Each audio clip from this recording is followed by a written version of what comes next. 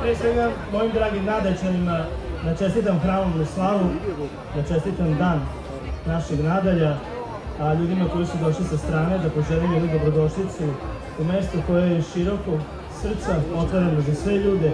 Nadam se da ćete uživati večeras i ono što svakako nas očekuje u naravnih nekoliko trenutaka koji će biti recimo oko sati i po vremena. Nadam se da ćete svi uživati i da ćemo pre svega imati jedan lep provod u našem Nadalju. Još jednom vam želim srećan Ivandan i uživati. Zahvaljujemo se predsjedniku opštine, a scenu sada prepuštamo Nikoli Rokliću. Uživajte u koncertu!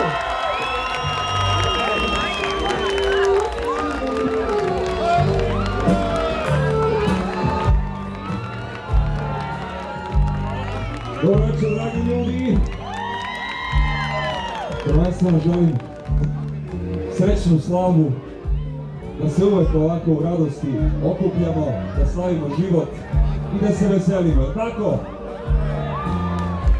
Ja ću krenuti, večeras mi je veliko zadovoljstvo, naravno što sam sa vama, a ja ću krenuti sa jednom mojom pesmom, da može? Meni slatko grožđe! Moj jedini greh je ljubav, nedostaješ mi toliko da boli, zašto da živim za tebe sad sam, senka iz prošlosti što uzelo te boli. Moj jedini greh je ljubav, i to što želim te kao vremena, zašto te volim, zašto te sanjam, zašto se nadam, a znam da nisi sama. I šta? Ljubljeni, život mi, nekom si,